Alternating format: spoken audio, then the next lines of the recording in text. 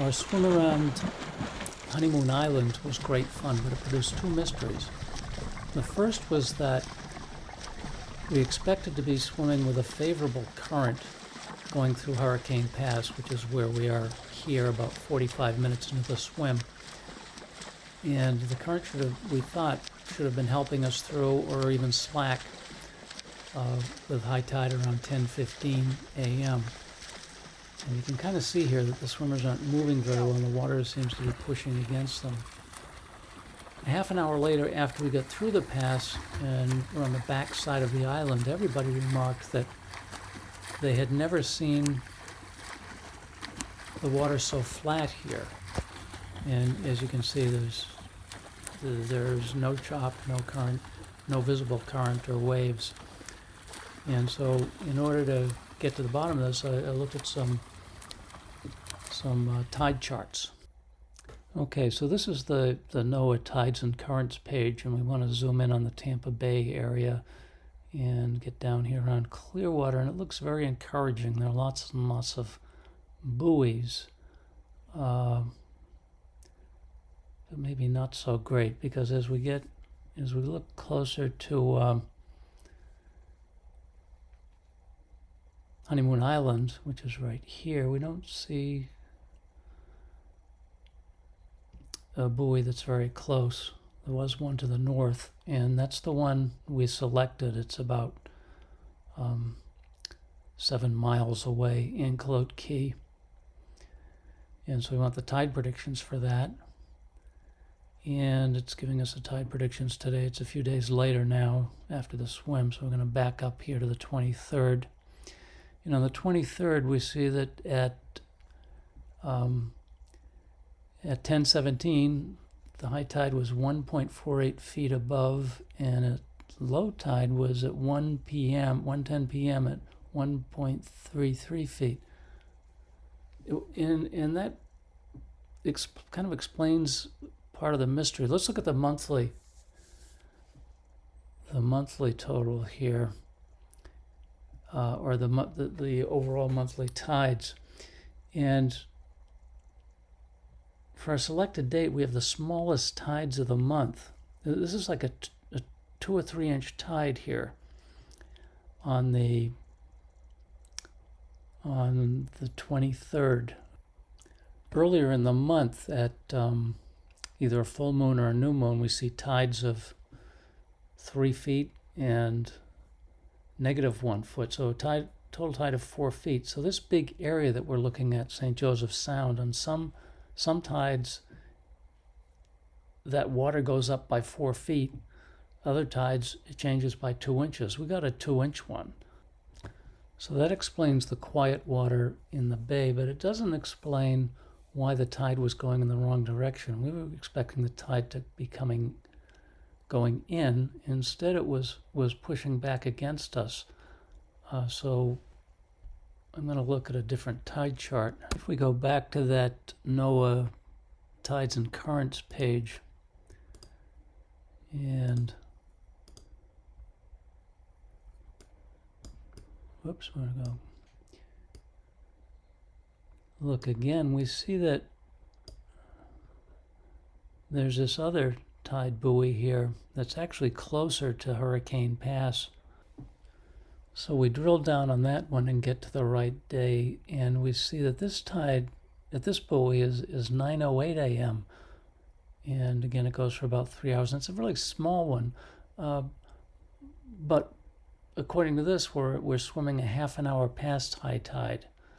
And so then we'd kind of expect it to be going out. But wait, I noticed something else here. Today's tide at Dunedin is about 12:15 p.m. And that's about the same as it was looking back at the Anclote buoys. So and this was 12:19. So there's only about 4 minutes difference on today. So we need to look at more complete data for both of these buoys to see what's going on. So I've dumped the data for both buoys into a spreadsheet, and I'm looking at the difference between high and low tide, and it's in feet, and then I've translated it to inches to make it a little easier. I'm also looking at the time differences. There's even though these are only about 9 miles apart. The Anclote buoy is about 7 miles north of Hurricane Pass, and the Dunedin buoy is about 2 miles south of Hurricane Pass. There's quite a big difference in the times of when the high and low tides occur. This is either plus or minus, and I've shown the absolute values here because I'm interested in what the variation is. And usually it's about 16 minutes difference between the high and low tide. On this particular day, it's very close, but it gets the worst one. The largest variation was on the very day that we swam. So if you were going to depend on the wrong buoy, you couldn't have picked a worse day to do it, because on this day we were 71 minutes off on the tide at Dunedin, high tide at Dunedin, as opposed to high tide at Anclote. Although it's only a 2 to 3 inch tide, there wasn't much water moving. It could have been a big deal, but that current really wasn't that bothersome. It was just surprising that we hit it when we did. Going back to the bottom of the chart for a minute, it's interesting to note that in Dunedin, the tide is about 1 inch less than 2 feet, and in Anclote it's about an inch more than 2 feet. So most of the tides are about 2 feet, whereas we swam in a tide that was only 2 inches. So that's more like a lake than a sound. So it'll be interesting to look at what it's going to be like on race day in November. Okay, so here I've gone back to the NOAA tides and currents page and drilled down on the November tides 2021. The race around Honeymoon Island is scheduled for the 13th, and if we look on Saturday, well, we see that we've got a neap tides during that period, which is good. And those are the smaller tides, so we're going to have, the currents are going to be less strong than what we might normally see. But it's about 7 a.m. There's a height of about 2 feet, and about 2 p.m. it's down to about 3/4 of a foot. So the tide's only going to be about 1.25 feet, which isn't terrible.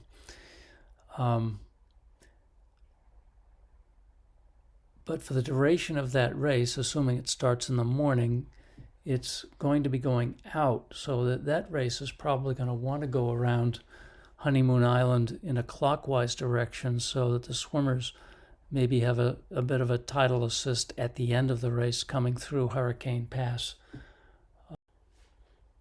So the takeaway is that we were off on our prediction of what way the current will be going through Hurricane Pass because we were looking at the wrong buoy. We should have been looking at a closer buoy. And we maybe could have predicted the calm conditions on the back side of it, because it was such a tiny tide, 2 inches. That may be the smallest tide of the year. It was certainly the smallest of that month. There's nothing nearly that small in the month of November. But in any event, no matter which day you swim around Honeymoon Island and which direction you go in, it's going to be a great swim.